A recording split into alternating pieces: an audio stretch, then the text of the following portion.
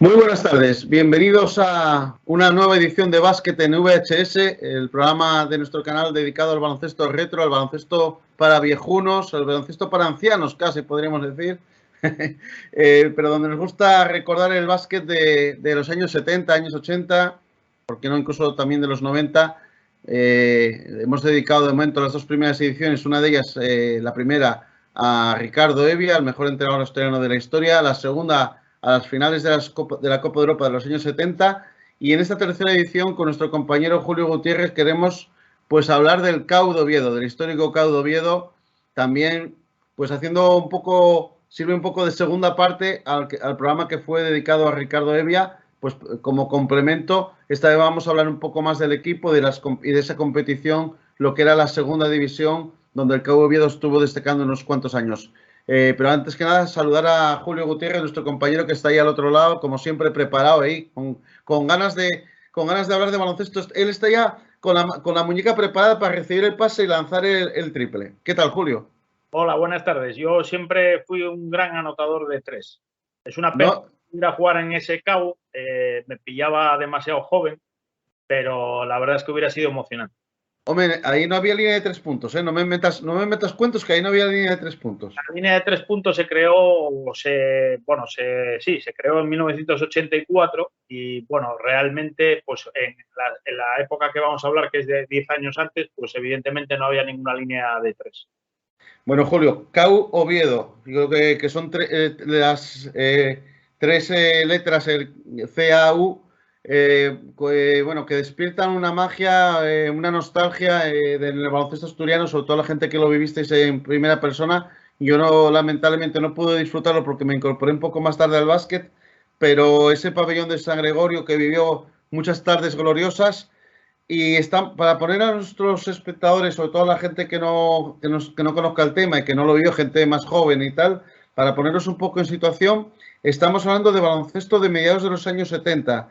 Concretamente, de aquella no existía la Liga CB, era la primera división donde jugaban el Madrid, el Barça, el Juventud, Estudiantes. Una primera división, creo que había 12 equipos, no era una liga ni una competición demasiado larga tampoco, no había ni siquiera playoff. Y luego estaba la segunda división y la tercera. En la segunda división es donde donde nace esta historia en la temporada 74-75 con el CAU. En esa temporada hay 3 grupos en esa segunda división, uno de ellos solo para equipos canarios, en el resto de la península dividida en otros 2 grupos, y el CAU está en uno de esos grupos, queda séptimo y logra mantenerse en esa segunda división ya para la temporada 75-76. Pero antes de hablar de eso, coméntanos qué fue para ti el CAU. Pues no sabría definírtelo con palabras, ¿no? De hecho, cuando se menciona esa palabra CAU, Club Atlético Universitario, pues la verdad es que a día de hoy todavía se me siguen erizando los pelos del cuerpo, ¿no? Porque la verdad es que fueron una época muy emocionante. Yo creo que en esa época donde yo todavía era un chiquillo que tenía igual 8, 9, 10 años, pues la verdad ya me había metido en el mundo del baloncesto, pero esto yo creo que fue el espaldarazo definitivo, ¿no? Siempre de la mano de mi padre, que era el que, bueno, con el que iba a todos estos eventos, pues a vivir esas mágicas tardes de sábado en San Gregorio, como tú muy bien decías, en ese pabellón pequeñito polideportivo, pero que se llenaba, como me gusta decir a mí, hasta las bombillas. Partidos sábados 8 de la tarde, a veces los domingos por la mañana, pero generalmente sábados a las 8 de la tarde. Y para que te des una idea, todos nuestros espectadores se den una idea de lo que suponía el CAU, pues a veces en rincones importantes de la ciudad de Oviedo, en esa época, como podía ser el Picos, que era un pub que todavía existe, o el Mesón Sancho, se juntaban igual pues casi 1000 personas antes de los partidos para ir en procesión al Polideportivo de San Gregorio, que evidentemente tenía que meter gente por todos los lados porque si no, en lo que eran las propias gradas no cabía tanta gente, ¿no? El Polideportivo de San Gregorio tenía como una especie de oficinas, no eran gradas propiamente dichas, pero se adaptaban esa especie de oficinas que tenían balconadas hacia la pista y se adaptaban para que la gente pudiera estar, así como, evidentemente, las propias gradas del polideportivo, que eran muy pequeñitas, y luego todas las sillas que se ponían alrededor de la pista, ¿no? Esto configuraba pues un ambiente inenarrable hasta tal punto que, como siempre decía el recordado y gran Ricardo Evia, los años que se pasó en el CAU, las 6 temporadas que se pasó en el CAU fueron las más importantes de su vida, tanto a nivel personal como a nivel deportivo. Entonces, que un entrenador que estuvo toda la vida ligado al mundo del baloncesto diga eso, yo creo que significa mucho, ¿no? Por lo tanto, el CAU era desgraciadamente luego, sobre todo por las aperturas económicas, se perdió gran parte de lo conseguido en esa época, que podemos cifrar aproximadamente 4 o 5 años, como elemento más importante. Y luego, ya te digo, las aperturas económicas pues condujeron un poco a el hecho de languidecer el equipo, ¿no? Pero bueno, los que pudimos vivir esa época no la olvidaremos nunca, y la verdad es que igual que ahora existe la magia de Pumarín, hubo una época que existió la magia de San Gregorio. Fueron 4 temporadas, Julio, 74-75 hasta las 77-78, sobre todo, incluso las 3 últimas, donde estuve ahí concentrado pues los grandes logros del CAU. Podemos empezar a hablar casi, si quieres vamos a dejar para más tarde el tema de las diferentes temporadas, donde van a salir, por cierto, muchos nombres de equipos que te van a traer muchos recuerdos, pero vamos a empezar a hablar primero un poco de los nombres, de los jugadores que estaban ahí y la gente que estaba ahí detrás del equipo. Un equipo entrenado por Ricardo Evia, ya lo hemos dicho, y que, bueno, dentro de la playa de nombres tengo aquí un montón de ellos apuntados. Chuchi Dávila, por cierto, hace poco también nos ha mandado un mensaje su hijo, que le había gustado mucho el programa de Ricardo Evia. Le mandamos un saludo a él, igual que también a los familiares de Ricardo Evia, que también nos hicieron pues llegar esas felicitaciones por el programa dedicado al gran Ricardo. Carlos Meana, Alejandro Gutiérrez, Pepe Domínguez, Julio Rozas, Juan Aramburu, Nico Terrados, Alberto Alocén, Joaco Prendes, Fernando Sánchez, Jorge Fernández, Juan Maconde, otros nombres como Puente, como Santos, y el americano que vamos a hablar de luego aparte de él. Pero bueno, ya toda esta playa de nombres, imagino que te traen, bueno, que te abren muchos recuerdos, que te traen muchas emociones, Julio. ¿Y qué nos puedes contar de todos estos jugadores? Cuéntanos cosas sobre ellos.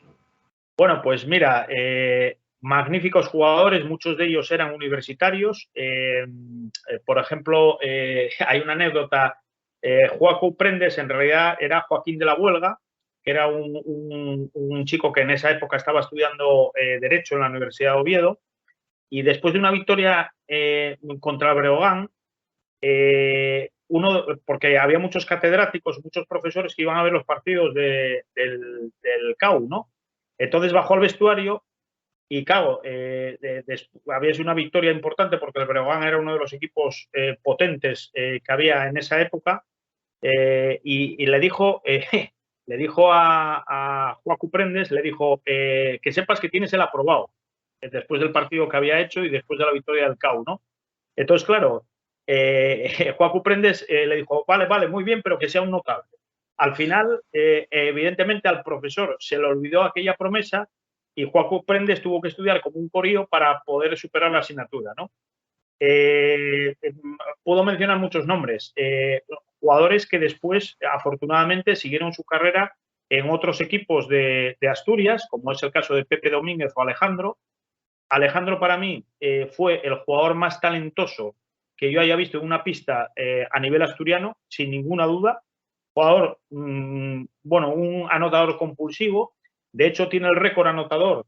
En un partido, precisamente en la pista del Breogán, anotó 53 puntos cuando no existía línea de 3, porque estamos hablando del año 76 aproximadamente. Pepe Domínguez era un jugador que jugaba en la posición de pívot y que era realmente muy bueno, con unos movimientos, unos fundamentos increíbles, a pesar de que no era el típico pívot de 2'10", ni mucho menos, tenía 2 metros pelados, pero era muy bueno, siguió su carrera igual que Alejandro en el grupo y después en el Gijón Baloncesto. Recuerdo perfectamente también Fernando Sánchez, que era un base extraordinario, que tuvo que, desgraciadamente, cortar su carrera por una lesión de rodilla y luego se convirtió en el segundo entrenador de Ricardo Hevia. Primero, el segundo entrenador de Ricardo Hevia era Toni Martín, que era otro clásico del baloncesto asturiano y obetense, grande también. No sé, había jugadores que venían cedidos al CAU por la amistad que tenía Ricardo Hevia con Lolo Sainz. Por ejemplo, tenemos los casos que mencionabas antes de Alocén, que era un jugador de la cantera del Madrid.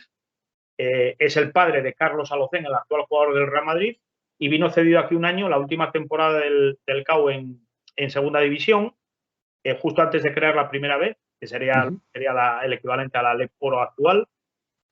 No sé, Chuchi Dávila, ¿qué decir de Chuchi Dávila? Chuchi Dávila era la prolongación de Ricardo Hevia en la cancha, ¿no? Un jugador veterano, un jugador que se las sabía todas y con, bueno, múltiples anécdotas, múltiples triquiñuelas siempre en bien del equipo. Pues no sé, muchos jugadores. Santos, fíjate, Santos era un jugador junior en aquella época y que luego fue profesor en la Facultad de Medicina donde yo estudié. Santos es médico y pertenecía al departamento de anatomía, ¿no? Entonces, no sé, Julio Rozas, un jugador que llegó a jugar en el Bosco de La Coruña, un jugador también muy importante y con muchos fundamentos. Carlos Meana, un jugador decisivo para que el CAU alcanzase la segunda división y que, bueno, fue todo en el baloncesto asturiano, uno de los factores de la creación del Gijón Baloncesto. No sé, se me agotan los calificativos. Podemos mencionar muchísimos más nombres, pero bueno, y por supuesto, digamos, el factotum de todo esto fue Ricardo Hevia, que fue, bueno, el hombre que llegó al CAU gracias a una gestión de Luis Norniella, que en aquella época era el responsable de la sección de baloncesto del CAU, y que le llamó y dijo: Ricardo, tienes aquí el sitio. Ricardo fue a Oviedo y Ricardo pues hizo la carrera que hizo y bueno, hizo maravillas y un auténtico equipazo en aquel ambiente infernal del gimnasio universitario, siempre respetuoso, pero infernal, y que bueno, era muy difícil ganar en Oviedo. Bueno, por cierto, un cuerpo técnico que también completaba el delegado Pozueco, hay que ponerlo también ahí, esa información. Y también un nombre que antes le dejábamos un poco aparte, Arnett Hall, el primer estadounidense que jugó en Asturias. Estuvo 3 temporadas, esas, y fueron las 74-75, 75-76 y 76-77, pero un jugador que cambió la forma de ver el baloncesto que por estos lares, que dio un auténtico impulso al equipo y que era un auténtico espectáculo, un jugador con una gran capacidad anotadora. ¿Cómo era Arnett Hall? ¿Qué nos puedes decir de Arnett? Pues mira, Arnett Hall, te puedo decir, te lo resumo en una frase, fue el mejor americano de la segunda división, sin ninguna discusión, yo creo que las 3 temporadas que estuvo en Oviedo. Era un americano no muy alto, rozaba los 2 metros, pero no llegaba. Jugaba en posiciones, lo que sería hoy día, bueno, podía jugar perfectamente de 5, pero bueno, un 4 o 5. Se desenvolvía francamente bien dentro de la zona y tenía un tiro, pues, 4 o 5 metros absolutamente letal.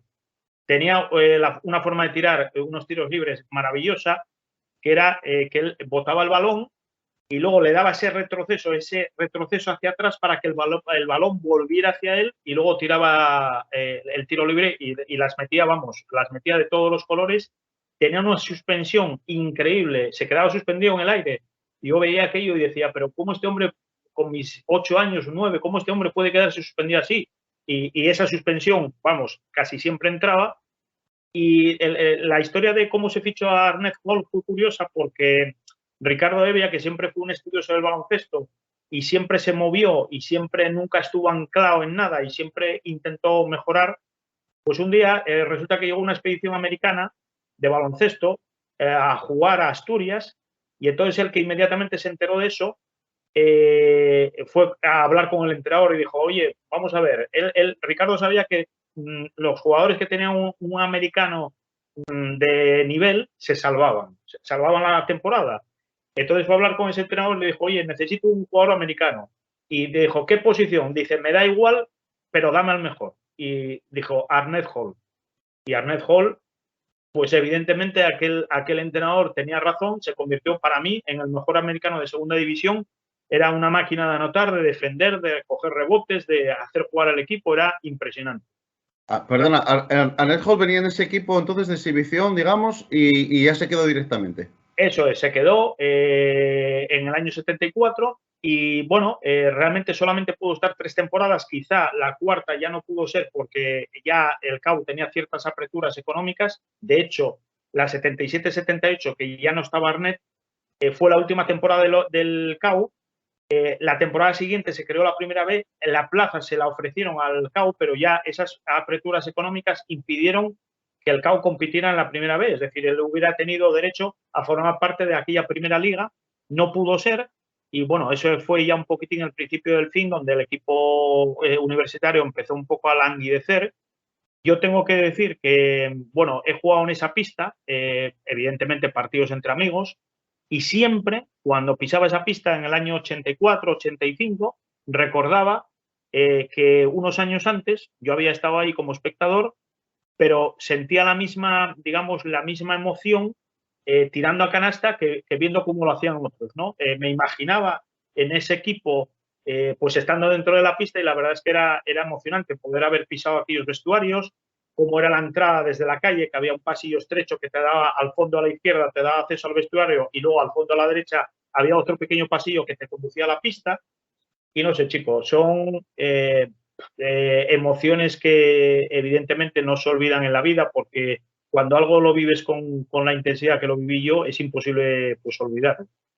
Es increíble, me estás transmitiendo tanta emoción que casi se me están poniendo la piel de gallina, porque aparte me llama mucho la atención que en tu caso, Julio, esos años del CAU tú eras un niño y fueron 3 o 4 años con una intensidad brutal que luego te acompañó el resto de tu vida, incluso mantienes recuerdos muy vivos y con toda esa, bueno, que te quedan totalmente impregnados en tu existir, ¿no? Sí, porque es lo que te digo, ¿no, Frank? Cuando algo lo vives con intensidad en la vida, sea lo que sea, pues evidentemente lo recuerdas siempre, ¿no? Y esto, esas tardes de sábado, que siempre le agradeceré a mi padre. Mi padre era una persona que colaboraba, no puedo decir que fuera periodista porque mi padre no tenía la carrera, mi padre era ingeniero, pero su gran pasión siempre era el periodismo, ¿no? Y entonces lo procuraba llevar siempre a, bueno, a efecto. Entonces, como mi padre tocó todos los palos habidos y por haber, fue secretario de la Federación de Boxeo, fue árbitro de boxeo, quiero decirte, el fútbol, el boxeo, el baloncesto, el balonmano, claro, al final, yo que estaba todo el día con él, pues era imposible no empaparse de eso, ¿no? Debí nacer ya con un gen y encima luego digamos que lo moldeé, ¿no? Entonces, claro, mi padre hacía una planificación para el fin de semana y decía, bueno, a ver, ¿a dónde vamos? Si no había partido en Gijón, pues íbamos a Oviedo sin ningún problema. Y claro, pues lógicamente cuando vives, porque claro, en esa época el equipo que estaba en la mayor categoría del baloncesto era el CAU. El grupo, el Inmaculada, estaba en una división inferior, ¿no?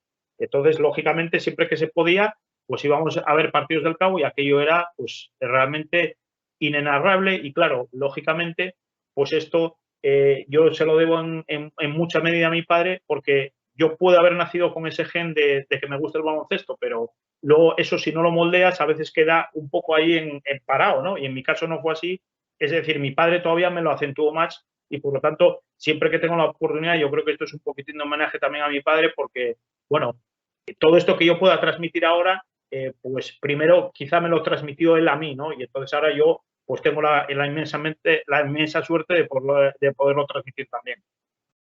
Bueno, Julio, mira, vamos a hacer también una mención importante también para un compañero que le tenemos mucho cariño, porque una obra ha sido fundamental para poder preparar este programa, que es este pedazo de libro, La historia del baloncesto asturiano, mi querido baloncesto, de nuestro compañero, nuestro estimado Cipriano Fernández. Esto es un volumen espectacular, 400 páginas. Puedo jurar, puedo prometer y prometo, como diría el otro, que pesa, que es denso. Y mira, aquí está la sección donde habla del CAU. Bueno, ya está, esta foto es brutal, que creo que es en León. Sí, es el Palacio de los Deportes de León, efectivamente. Ahí con Arnett Hall. Esta es de la temporada 74-75, me parece, además. Sí, Ahí porque está. también Aramburu, que era otro jugador que venía cedido precisamente de la cantera del Madrid, por esa amistad que tenía. Lolo Sainz Ricardo Evia sacó el título nacional de entrenador en 1969 y fue compañero de promoción de Lolo Sainz, con el que trabó una importante amistad. De hecho, cuando muchas veces Ricardo iba a Madrid, se quedaba en la casa de Lolo Sainz y esa amistad luego se transformó en ayuda, ¿no? Claro, hay una anécdota muy curiosa que contaba Ricardo, y es que decía que los dos habían sacado el título de entrenador en 1969, pero mientras Lolo Sainz en 4 años estaba en la élite, él, Ricardo, estaba en Les Caleyes, como decía él, ¿no? Lo que pasa que el bueno de Ricardo luego yo creo que tuvo el merecido reconocimiento que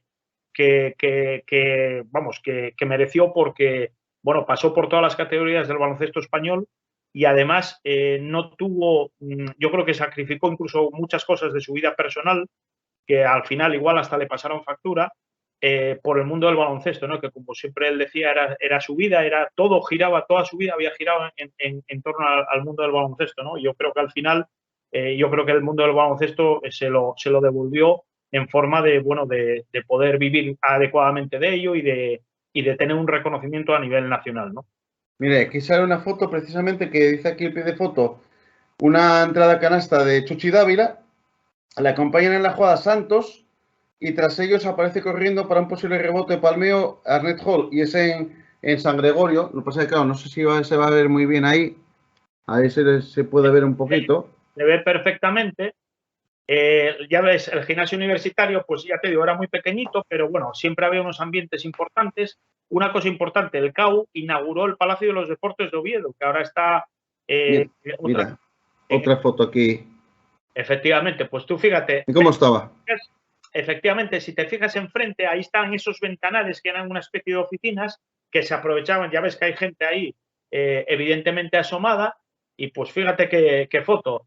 Es que es terrible. Es decir, me acuerdo perfectamente de las espalderas que todavía existían cuando yo aprovechaba mis años universitarios para jugar ahí en el CAU y realmente pues nada, un poco que decir, ¿no? Mira, ahí está el Capi. Ahí está, efectivamente, Fernando Sánchez, una entrada a canasta en suspensión. Fernando Sánchez, que tuvo muy mala suerte. Bueno, como te decía antes, el CAU inauguró el Palacio de los Deportes de Oviedo en unas fiestas de San Mateo en el año 75. Y bueno, pues la verdad es que yo creo que en el baloncesto, casi te iba a decir español, yo creo que si tú preguntas, a exjugadores, etcétera, se tendrán que acordar perfectamente del equipo ovetense, porque yo creo que, que marcó una época, desde luego en el baloncesto asturiano, una época impagable. Es decir, yo no tengo palabras de agradecimiento. Y después en el concierto nacional también, ¿no? Porque, lógicamente el CAU se desplazaba por muchos puntos de España y yo creo que era un equipo bastante conocido.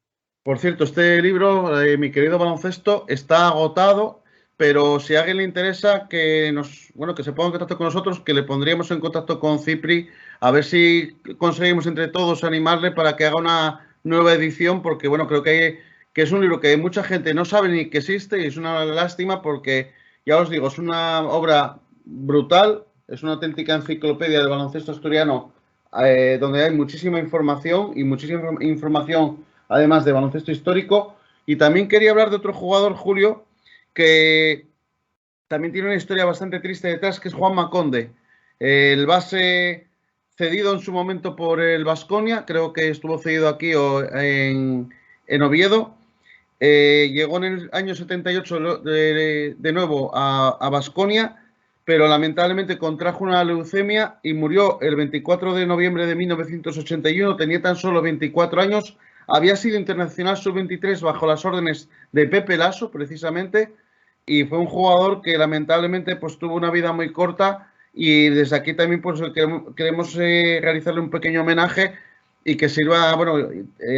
También hablabas antes de Chuchi Dávila, que ya desgraciadamente tampoco está con nosotros. El propio Ricardo Evia desgraciadamente la ley de vida va haciendo que vayan perdiéndose gente, pero claro, el caso de Juanma Conde es el más triste de todos en el sentido de que fue bueno, falleció muy joven, ¿no? Bueno, muy buen jugador, jugaba en la posición de base, efectivamente, después de marchar del CAU fichó por Baskonia y ahí, bueno, creo que fue durante el transcurso de la temporada 80-81, bueno, ahora tengo la duda, no sé si fue la 79-80 o 80-81, cuando decías que había fallecido. Él murió el 24 de noviembre del 81 y se había puesto enfermo o lo habían descubierto la enfermedad muy poco antes. Lo vi en un artículo en internet muy interesante que fue donde vi la historia de él y la verdad que tuvo bueno, él estuvo en un hospital un tiempo, pero fue ya muy fulminante la enfermedad. Él empezó la temporada 80-81 normal, lo que pasa que después, en el transcurso de la misma, empezó a encontrarse mal, muy cansado, con fiebre. Fue cuando lo ingresaron al hospital y le descubrieron esa maldita leucemia que, bueno, pues en una semana se lo llevó, ¿no? Se lo llevó por delante. El Baskonia quedó tan afectado, y no es para menos que aquella temporada descendió de categoría y, bueno, pues los compañeros intentaron rendir el mejor de los homenajes, pero no pudieron superar aquello que fue demasiado abrupto, demasiado, digamos, rápido como para poderlo digerir. Esas cosas nunca se digieren, pero lógicamente si las cosas suceden de manera abrupta se digieren menos todavía, ¿no? O sea que Juanma Conde era un muy buen jugador, era salmantino y realmente pues tuvo muy mala suerte en la vida, en el deporte por supuesto, pero sobre todo en la vida. Hay un artículo muy bueno en internet, si eso lo pondremos en la caja de comentarios o en el propio comentario para que la gente lo pueda leer. Cuenta toda la historia de esa temporada además maldita del Baskonia, que también perdió la categoría y eso que fue una temporada histórica también porque se produjo la primera victoria del Baskonia sobre el Real Madrid, fíjate tú, el mismo año que luego bajaron. Sí, claro, pero el palo del compañero enfermo, que era además un compañero muy querido en el vestuario, porque era un chico que, bueno, que se hacía querer y, bueno, era no era la típica persona que está aislada y que, bueno, parece como que no hace grupo, no, era todo lo contrario.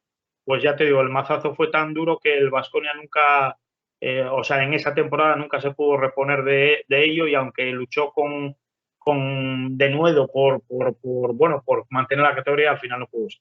Mira, volviendo aquí a lo que dice Cipri en el libro de Mi querido baloncesto, habla de una declaración de Fernando Sánchez del Capi, hablando de Arnett Hall, el jugador más completo que había visto hasta entonces. Defendía, presionaba, reboteaba y anotaba con facilidad.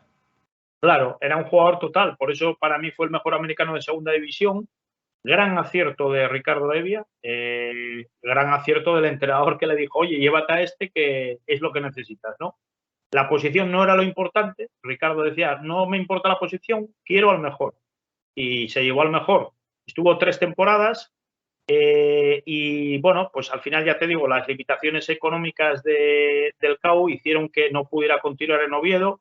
Se marchó para Estados Unidos, donde ejerció una profesión de profesor universitario y, bueno, pues la verdad, ya sabes que los jugadores americanos normalmente es muy raro que ninguno, o sea, que prácticamente todos tienen su carrera universitaria. Y bueno, pues en este caso, pues la verdad, un placer haber podido ver jugar a Arnett Hall, que por cierto tenía una anécdota y es que a veces iba a impartir una charla por los colegios, lo recuerdo en el Colegio Inmaculada, que era donde estudié yo en Gijón, luego iba por los colegios de Oviedo, el San Ignacio, etcétera, y siempre decía, cuando lógicamente les ponían a los jugadores jóvenes, él decía que había que cuidarse mucho y sobre todo, tú fíjate, la candidez, abstenerse de relaciones con chicas el día anterior del partido. Estábamos hablando de que estaba hablando con críos de 15 años, de 16, en unas épocas que no son las actuales, porque ahora, oye, con 15, 16 años, pues ya igual estás baqueteado de todo, pero hace 45 años, pues indudablemente el pensamiento no era el que existe ahora. Una anécdota brutal. Es que, bueno, podría seguramente contarnos anécdotas durante horas y horas, Julio. También hay que reseñar el apoyo de patrocinios. Ahí estuvo la marca de yogures Yoplait, como también comenta aquí el libro de Cipri, y sobre todo Ribayagüe, que era un concesionario de SEAT y fue el que apoyó, bueno, y de hecho el equipo pasó a denominarse en los últimos años estos últimos años en segunda división, CAU Ribayagüe, pero que bueno, evidentemente no fue suficiente para lo que dices tú, para aguantar al equipo. Vamos a hablar un poco de... Dime, perdón, sí, cuéntame. No, porque realmente el CAU dependía exclusivamente de la Universidad de Oviedo. No Claro. tenía, luego sí apareció Ribayagüe, pero dependía prácticamente en CAU. Y la universidad, pues yo creo que llegó a la conclusión de que mantener un equipo profesional de baloncesto era demasiado costoso y bueno, la verdad es que se mantuvo 4 años ahí en el candelero, pero ya se dio cuenta la universidad que no podía ser, y entonces a partir del año de la temporada 78-79 se produjo retirada de jugadores, como fue el caso de Chuchi Dávila, y otros jugadores importantes, como Pepe Domínguez o como el propio Alejandro, se marcharon a jugar, en este caso al grupo. Y bueno, pues otros jugadores como Alocen, pues ya pasó, creo que Alocen fue, o sea, fichó por el Zaragoza, que de aquella se llamaba Helios. Y claro, unos jugadores se retiraron y otros fueron encontrando diferentes acomodos porque lógicamente calidad tenían de ello, o sea, para ello de sobra. Estaba aquí recolocando un poco el ordenador y el libro, porque este libro es voluminoso. Bueno, incunable el libro, Fran. es un auténtico incunable, y la verdad que te digo, yo lo tengo guardado como oro en paño, y siempre además está muy bien para consultarlo cualquier duda que tengas. Mira, temporada 74-75, como te decía, 3 grupos en la segunda división. El CAU queda séptimo de su grupo por detrás de estos equipos: Breogán, Lugo, que era otro equipo diferente, Vallehermoso, Obradoiro, Castilla, Valladolid y Rayo.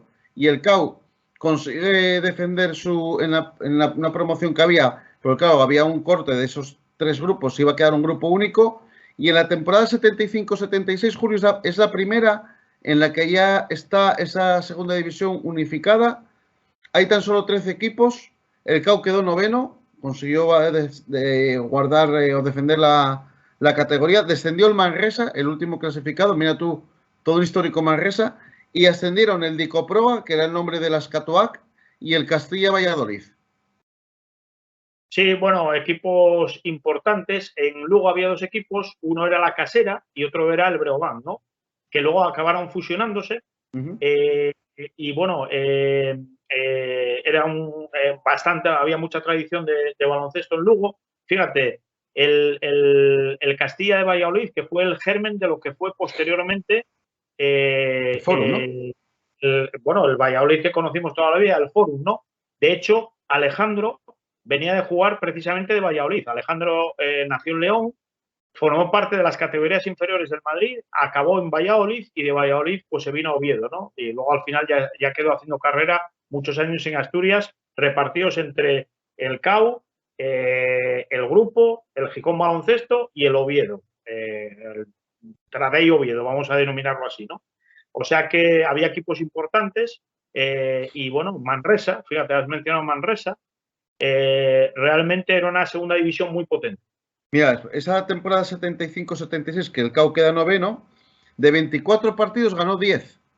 Empató 1, porque de aquella había empates, y perdió 13.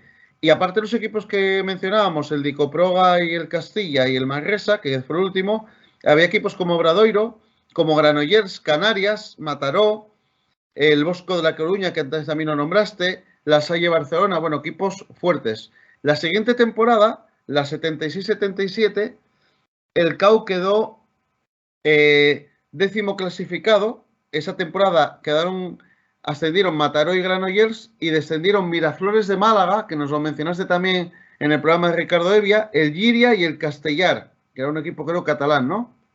Sí. Esa fue la temporada, como te digo, 76-77, donde el CAU, pues de los 28 partidos que jugó, ganó 12 y perdió 16. Ahí ya estaba también el Náutico, había algún equipo más. Y luego llega la temporada, en el año, como dice aquí el libro de Cipri, el año que se rozó la gloria, donde ya no estaba Red Hall, no hubo americano, y fue la temporada 77-78.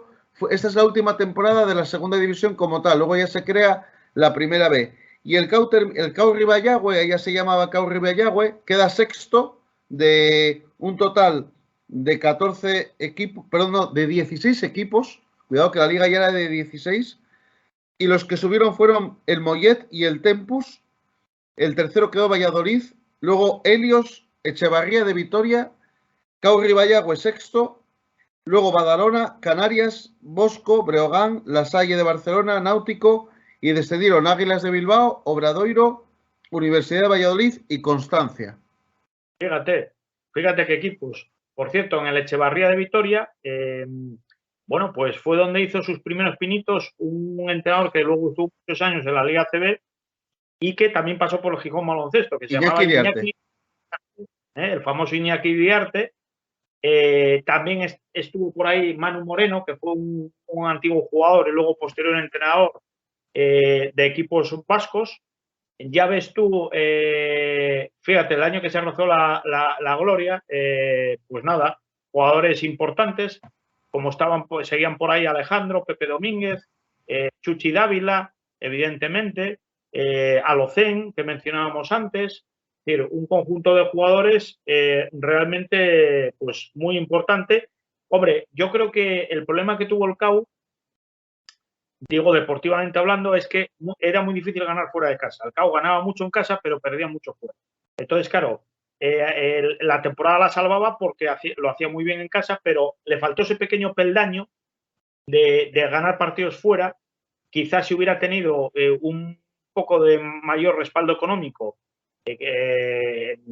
evidentemente hubiera podido dar un pequeño salto de más todavía de calidad y hubiera podido competir de tú a tú con los grandes, pero claro, era muy difícil ganar fuera de casa, Frank. Entonces el CAU ganaba mucho en casa y perdía mucho fuera. Mira, esta plantilla, esa foto que te enseño ahora, estaba formada por Rosu, Prendes, Alejandro Gutiérrez, Chuchi Dávila y Sanchís, y abajo estaban Jorge Fernández, Puente, Capi, Julio Rozas y César. Quizás, Julio, ahí la diferencia que podría haber permitido que el CAU hubiera subido, hubiera sido mantener a Arnett Hall. Bueno, con Arnett evidentemente se hubiera dado un salto de calidad, como primero se tuvo, ¿no? Lo que pasa que yo creo que el ascenso hubiera sido, a ver, se hubiera podido producir en la pista, pero hubiera sido imposible luego en los despachos, ¿no? Porque, claro, la universidad no podía aglutinar un equipo, imagínate, en la primera división, ¿no? Con lo que ello conllevaría. Seguramente el CAU hubiera tenido que renunciar a esa plaza, ¿no? Y renunciar a un ascenso a la entonces primera división, que es hoy día la Liga ACB, hubiera sido, bueno, pues muy, muy frustrante y muy, muy doloroso. Con todo y con eso, bueno, pues tú fíjate, al final de esa temporada 77-78, pues el equipo prácticamente perdió a sus mejores jugadores, unos porque se retiraron, otros porque se marcharon, y entonces el equipo ya pasó a competir en unas divisiones lógicamente más inferiores, teniendo que renunciar, imagínate, tuvo que renunciar a la primera B, con lo cual era fácil de suponer que, vamos, la primera división jamás de la vida, desgraciadamente, la hubiera podido pisar por las limitaciones económicas, salvo que hubiera aparecido un gran patrocinador que en esa época, pues no sé yo hasta qué punto, estamos hablando de un gran patrocinador, Ribayagüe, la verdad es que ayudó bastante al CAU, pero bueno, llegó hasta donde pudo. Y al final, pues eso fue, ya te digo, el principio del fin. Temporada 78-79 ya se forma la primera B sin el CAU, y en la 79-80 ya como primera B entra el Grupo Covadonga tomando un poco el relevo del CAU y luego llegaría el Gijón Baloncesto. Mira, Julio, tengo aquí los resultados de esa temporada. Pues me salgo un poco de plano para poder leerlos bien. Mira, por ejemplo, en casa le ganaron 173 al Breogán. Le ganaron 95-73 al Águilas. Ganaron al Bosco 96-81, al Obradoiro 102-85, al Helios de Zaragoza 107-75, al Universitario 105-84, al Universitario de Valladolid, al Echevarría de Vitoria 94-66, al Náutico 93-78, al Badalona 98-85, tú mira qué resultados, al Constancia, al colista 130-103, o a La Salle 102-84. De hecho, en casa estoy viendo que solo perdieron con el Castilla Vallehermoso y con el... Había visto aquí otro partido que habían perdido, que fue contra el Mollet. Creo que solo perdieron, si no me fallan los cálculos, 2 partidos en casa. En total, de hecho, el balance fue de 17 victorias, un empate y 12 derrotas. Claro, la parte mala es que fuera de casa se ganaron muy pocos partidos. Sí, porque era muy difícil. De la misma manera que era muy difícil ganar en San Gregorio, también era muy difícil para el CAU ir a pistas como, pues eso, las del Mollet o las de Valladolid o las de Zaragoza y poder ganar, ¿no? Entonces, pues claro, ahí estuvo la clave. Si el Oviedo hubiera sido capaz de ganar un par de partidos más, 3 partidos más fuera de casa, pues hubiera estado totalmente en la pomada, ¿no? Para poder haber ascendido. Pero bueno, en cualquier caso, ya te digo que el ascenso, desgraciadamente, hubiera sido un poco quimérico porque yo creo que el CAU hubiera tenido que renunciar con total seguridad. El único empate se produjo en la pista del Bosco 76-76 en La Coruña. Julio, quizás que, no sé si te queda un poquito ahí el regusto amargo de que, a día de hoy haya quedado un poco en el olvido todas esas gestas. Evidentemente que haya muy pocos documentos, sobre todo de vídeo, no, creo que no hay ninguno, o por lo menos no me suena. Hay fotos, pero también hasta contadas, y que mucha gente a día de hoy no sepa, pues eso, qué fue de la historia de ese equipo.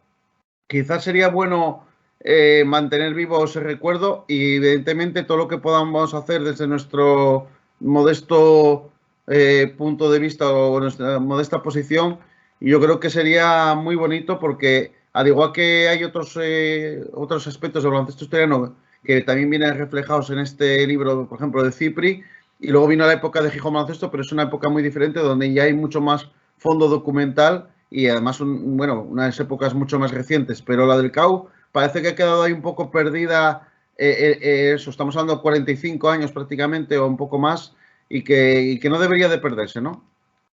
No, por supuesto que no. Yo, lógicamente, la única forma que tienes de recordar un poco esta historia, pues es tirando de memoria y luego tirando de hemeroteca, ¿no?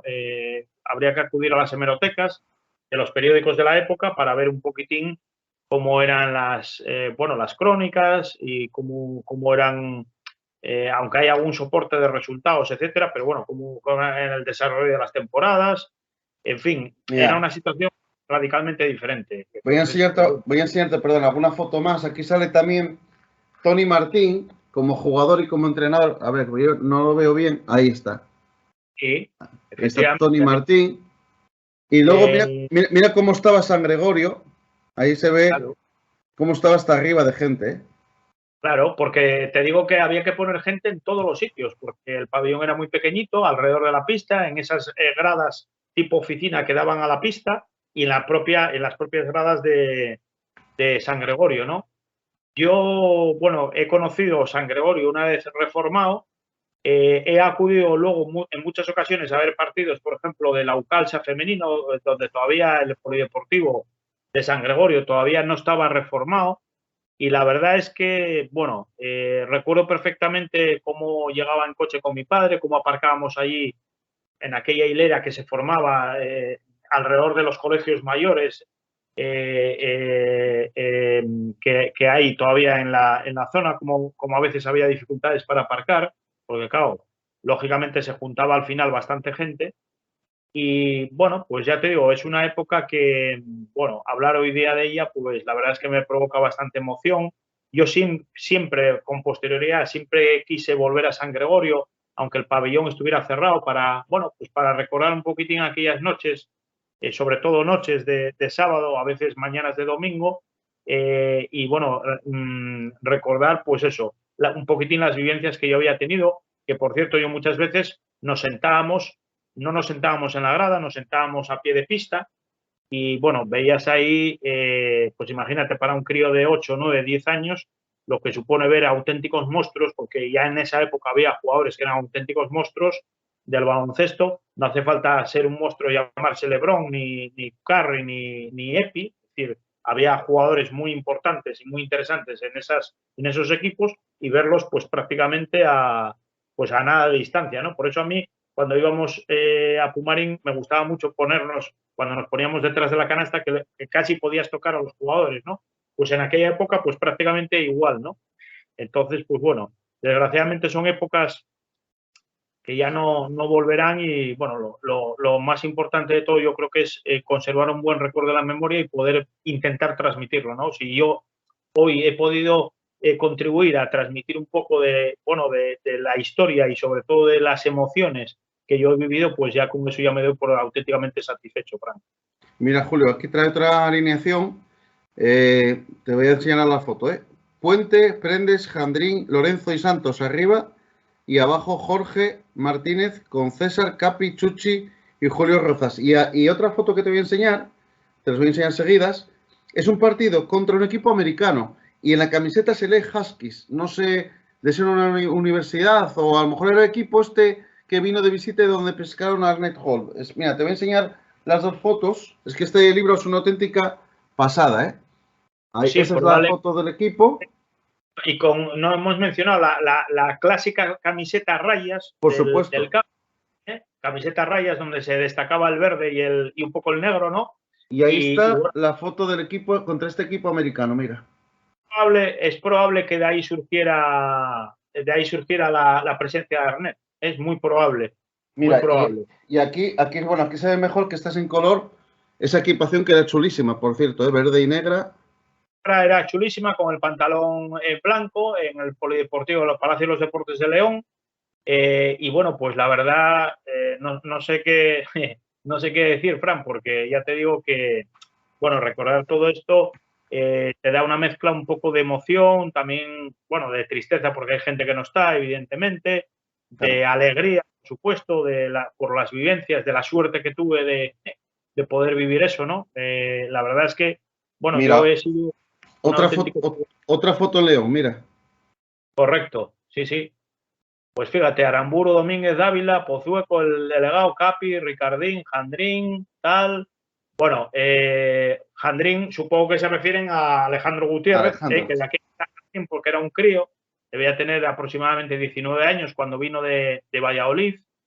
Y bueno, pues luego ya hizo carrera primero como jugador, luego como periodista de La Voz de Asturias, muchos años, ahora ya está jubilado. Y bueno, pues fíjate, el récord de anotación de un jugador de un equipo asturiano, 53 puntos, Fran, cuando no había línea de 3. Se lo dije un día yo coincidía mucho con Alejandro en los partidos del Gijón Baloncesto, muchas veces estábamos sentados juntos, y un día le dije, ¿cómo se meten 53 puntos en un partido cuando no hay línea de 3? Entonces él se me quedó mirando como diciendo, ¿y cómo sabes tú eso? No hizo falta que me lo preguntase, dije, mira, lo sé porque, pues no sé cómo había conseguido el dato, o si me lo había comentado Diony Viña, otro histórico periodista gijonés, que estuvo también muy metido. De hecho, hay alguna foto en la que se le ve con la selección asturiana en la pista del CAU, como delegado. Y bueno, pues me dice, pues nada, aquel día tuve el día y lo metía todo. Pero es que Alejandro lo metía casi todo, casi siempre, ¿no? Era un jugador extraordinario. No fue casualidad, ¿eh? No fue en absoluto casualidad. Yo creo que Alejandro, si hubiera pillado 10 años, o hubiera jugado al baloncesto 10 años después, yo creo que hubiera terminado un equipo importante y sobre todo, además, había otra cosa que me gustaba de Alejandro y es que tenía mucha pillería. Robaba muchísimos balones, situándose muchas veces cuando un rival sacaba de banda, el jugador que iba a recibir, Alejandro se ponía por detrás y le robaba el balón. Y yo veía aquello y decía, pero qué listo es este tío.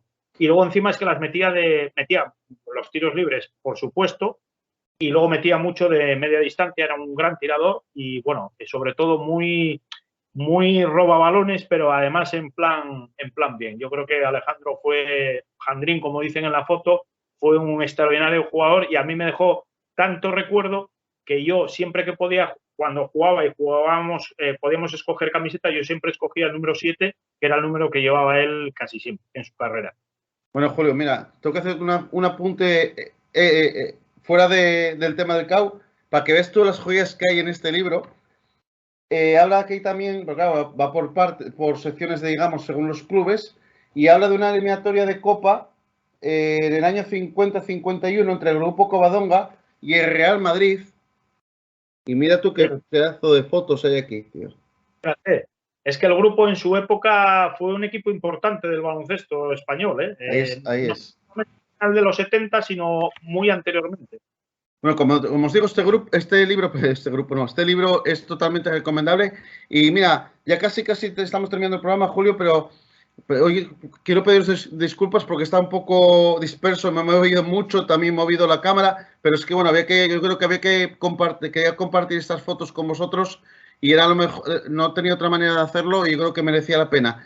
Mira, ahora que hablaste de la equipación del CAU, este tema ya lo pensé yo hace un tiempo y creo que nunca lo saqué en público y creo que hay que empezar a sugerirlo. Sería muy bonito que el Oviedo Baloncesto sacase un año una equipación de estas alternativas e históricas que sacan otras veces los equipos de homenaje al CAU y que vistiese algún partido pues con esa indumentaria o esos colores verde y negro, ¿no? Yo creo que sería una cosa muy bonita y que además el Oviedo Baloncesto, que tiene como proveedor de ropa deportiva a Spalding, que yo creo que es una marca muy potente y que además siempre proporciona equipaciones muy bonitas, pues proponérselo y, ¿por qué no?, intentar desarrollar esa iniciativa y desde aquí podemos, pues sugerirlo y, oye, si lo quieren pues llevar a cabo, yo creo que sería una idea, la verdad, muy guapa.